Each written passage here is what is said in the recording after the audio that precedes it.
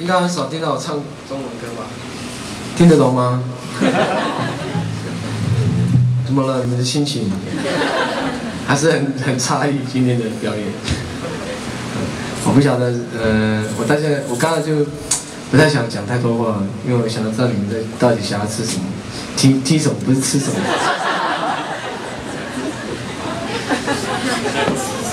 啊，吃我煮的菜啦。啊，对，然后其实这几年就做了很多事情，就常常回家。回家对我来讲就是另外一种充电的。因为这个感觉好像跟那个 iPhone 一样，就是有时候都要 update 嘛，重新去那边更新，回去自己部落。这几年都是这样。然后办这个演唱会其实也办了，今年应该第5年了。那一开始不叫海边的孩子，那时候我自己有比较大的那个文化的那种使命感。一开始这样的表演叫做为部落青年而唱。你知道那时候的署名的使命感是多大的？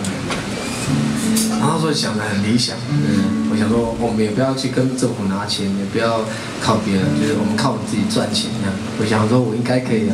那时候又是图腾乐团的主唱嘛，上了这样的名声，我觉得应该要让很多人知道我们的文化的美好，然后来听我们唱歌。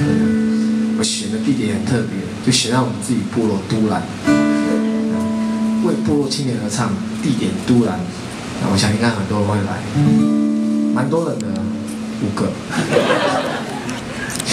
然后我那时候一想说，演唱会的钱要奉献给我们部落，全部当我们部落年轻人的那个教育基金，大家都很期待。我们部落来了差不多快20个人，现场买票来变5个，当时我们都哭了。而且他说那个场地的民宿业者还应该觉得会爆满，还买了好像2、3箱酒，没有，全部都赔钱。不过就是一个开始，这样那个时候突然觉得做这些事情，其实需要更大的，我觉得是除了要自己要更有立场，除非我是张惠妹，我很有钱，然后有这个能力，要不然不可能。谁知道署名是谁？从那时候我就意识到这个事情在我身上一样。虽然我有理想，可是我做不到。然后我决定要用羡慕语歌让很多人朋友知道，所以慢慢的开始，隔1年，其实命运真的会捉弄人，真的。08年的时候。07年的时候就办了图腾拖鞋趴，然后用图腾拖鞋趴的那个演唱会义卖的产品的收入啊，就跟公司讲好，我们公司就不跟我们抽成，然后义卖的 T 恤就可以给我们回去部落里面当青少年的教育基金。那想说应该很好，这样也有团员的支持。只是我们图腾乐团是5个人，分属3个部落，就刚好我是阿美族的都兰部落，鼓手阿胜是卑南族的资本部落的，然后另外一个主唱查马克跟我们的团长阿西是排湾族的，他们是新源部落。我们也很开心，如果这个事情如果做得很好的话，应该会很多钱这样，我们就可以回去部落做我们要做的事情。然后真的就很努力义卖那个产品了，义卖图腾过期的 T 恤，滞销品，然后就卖了，然后真的要分给3个部落的时候，1个部落才1万多块，很像很多啊。然后回去自己部落看说，哇，我们部落有100多个小孩子，怎么办？这不可能。从那个时候，我就觉得说，不要把自己的团员拖下水，好像把他们害惨，因为大家都以为我们可以回去部落做一些事情，然后我决定就要自己唱歌。在我最沮丧的时候，就是那时候我还用了很多方法，那时候我还为了要义卖，要募得更多的钱，我还去开画展。应该没有看过歌手开画展，乐团，我还画水墨画嘞，而且还是原住民题材的。在是太奇怪了。然后很多人就对这个人很好奇。然后我在台南第一个展水墨画，然后陈平没有看过这样的画家，他们也没听过，但是他们觉得水墨跟原住民的题材合在一起实在是太特别，于是他们邀请我去演讲。然后他们完全不知道我是歌手，我就去那边演讲了。然后演讲，我就觉得很有趣。演讲反而变得让我一个有机会让大家知道我自己的想法的一个平台。然后这个给我很大的灵感。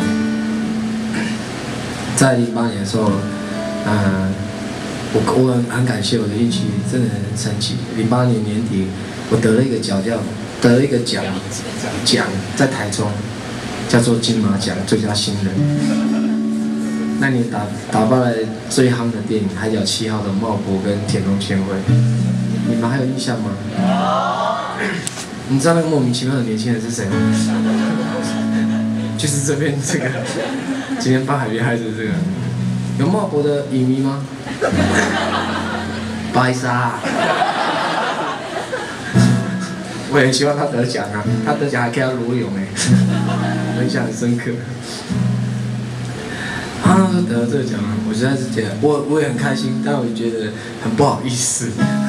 但是我知道我不会因为得了这个奖，然后得到很多电影人的肯定，因为大家对我来讲实在是太陌生，我也对大家来讲很陌生，没有看过这样的演员。但这个光环有了，我能干嘛？然后我想要就用这个光环，然后去试试看，再一次，然后办海边的孩子演唱会。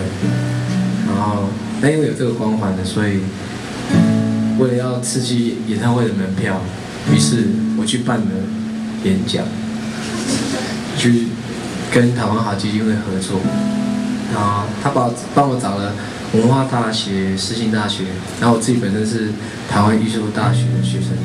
所以我一开始就有3场演讲的，可是我觉得不够啊，因为学生不可能每个人因为听我的演讲就会买我演唱会的门票，我就自己偷偷把那个基金会帮我整理好的个人的履历啊，寄到每个学校去，金马奖都要用红色标题放大24级，增加新人，因为还蛮夯的呢。而且打败海角7号茂博，一定要把他茂博拖下水。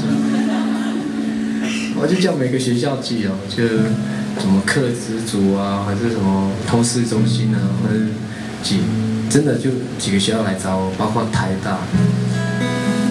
这些名校凑齐，你知道吗？台大、政大，那些成大这样凑齐，他就觉得哇，这个讲师蛮不得了的。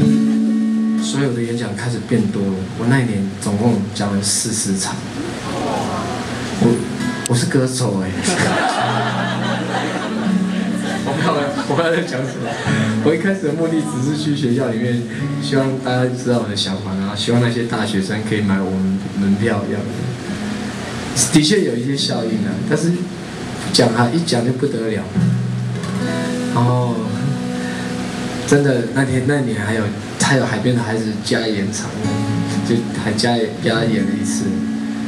我很感谢那些大学生，真的是太好骗了。不过真的很感谢这些朋友，很支持我的理念，然后听完演讲的时候，每个人都来，就来听我的演唱会。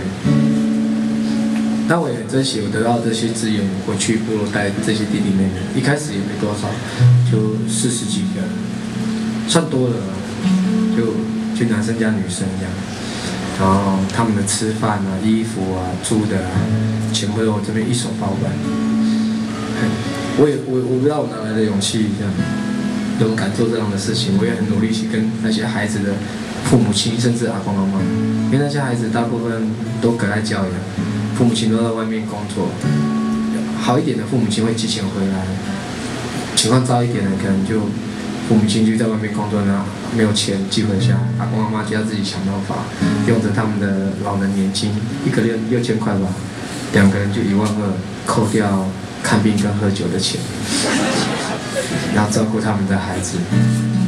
国小我觉得没有问题，因为国小蛮多补助的，包括营养午餐跟学费，可是国中就没有了。高中也更不可能。其实看到那些弟弟妹妹，我自己觉得很迷惘啊，因为我曾经有那样很迷惘的一段时间，我不知道我能干嘛。其实早期的都兰部落都是运动人才，能够读上高中的，基本上他就是要会打球，有学校愿意收他，他才有机会考上高中。我是我们那一届唯二的两个用考试原住民加分的这样子，没有加分还考不上，就可以读到高中的学生，就刚好一男一女。我很感谢我那个时候有读上高中，我没有因为这样子就出社会，然后就跟着父母亲啊，可能就做一些苦力的工作，对自己的未来就完全没有梦想，只求可以每一天就是可以吃得饱，然后住得起房子这种日子。我今天可以唱歌，其实对很多人来讲，就对我们部落人来讲，实在是一个奇迹呢。我常常去教会里面做见证。我小时候不会唱歌的，也不会运动的。我所有的音乐养成，就是因为在教会里面，在乐队里面，我从来没有发现我可以唱歌。我一开始也不过是写歌，从我高中的时候，然后18岁开始参加比赛，不敢自己唱，找了我的好朋友，他刚好就是郭颖南的孙子。郭颖南阿公知道吗？就是唱奥运主题曲那个阿公，他们家很特别。长得都莫名其妙，但是唱歌很好听，乱七八糟啊！从此之后，我的创作被很多人唱，包括我大学的时候，我的作品都还有给齐秦唱。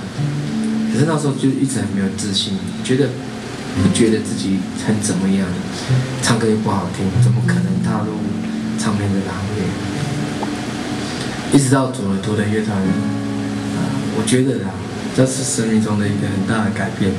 我开始第一次用原住民的题材写歌，在图腾乐团里面，然后他们的部落的年轻人好有活力哦，就是排湾族的啊，还有卑南族的，卑南族还号称什么金曲民族哎，等到金曲奖，你像他们不想得的样子，给我好了啦。他们就是真的就是那种一把吉他，部落每个年轻人都会弹的那种。我自己吓跳，哇，是那个吉他有问题还是？不要拿到就会弹嘛。可是我们部落没有这样哦，部落每个人都是运动员，只会拿球棒。但运动员的生命真的很短，你没有好的成绩，你连升学都会有问题。那他们怎么办？做板模啊，做工地啊，因为只有体业。我不觉得我应该要这样子，就默默的让自己命运就在里面，就跟着大家一样。然后开始用原住民题材写歌，也开始比赛，因为我那时候常比赛。海洋音乐季算是我觉得人生中一个很大的挑战。然后以前我常常比赛，在还没有认识图腾之前呢，我只要比赛一出手都没有输过的。什么比赛我都能比什么爱护河川创作歌曲比赛，还有什么原住民那个国民健康节爱护原住民健康，我爱护原住民健康，我这样就可以写歌。最夸张的是那个国税局，请大家一定要缴税，我都可以得奖，很夸张的。以前没有钱的时候就是去参加比赛，都已经写歌已经变成奖金猎人的心态了。我的打工啦哈，但图腾乐团很妙，认识他们的时候，我觉得他们是我生命中很特别的原住民朋友。我的原住民朋友还没有认识图腾乐团其他团员之前，都是阿美族的，我没有认识别族的，尤其是卑南族是我们的世仇，阿美族世仇。可是认识他们之后，突然觉得。有一个身份我从来没想过，对啊，我没有意识到我是原住民，我是阿美族的，我没有想过。然后他们很多部落里面的笑话这样，虽然我在部落里面长大，以前都不觉得这些事情有趣，可是从他们口中讲出来就觉得，真的蛮好玩的。于是我就开始很认真的学用原住民这个题材，用这样的身份再重新看自己，然后重新写歌，挑战最大的比赛海洋音乐季，第一次比输了，我没输过哎，我怎么会输在原住民这件事情上面？我那时候就很激动，然后我的团员自以为说，反正比赛是会输，一定是有的事情。可是我那时候很难过，我怎么会输在这里？我找到一个题目是我很喜欢的怎么办？我比赛输了，然后隔一年这个比赛还有，好在还有，我不想放弃，我于是把团员我们再去比一次，又输了。第3年05年去比，准备要比赛，已经要到决赛了，台风来了，就跟今天一样，而且一次来3次，海洋音乐季一直在延期。等到真的要上台的时候，那个舞台已经很破烂了，所有的帆布广告都拿掉了，剩下音架。我们在那样的舞台得奖了，很神奇啊！我不知道到底有没有人知道我们得奖，因为台风来了之后大家都走光了，剩下评审而已吧。很开心，因为那是一个梦想的一个舞台，希望很多人听到我们的作品。然后那个时候认识了我现在的唱片公司万能音乐，其实很早就认识了，他就决定要替我们发唱片，06年就发唱片，07年就入围金曲奖，没得被苏打绿打败，跟我没关系。不过就是开始有自己的作品可以被很多人听到，其实还蛮开心的。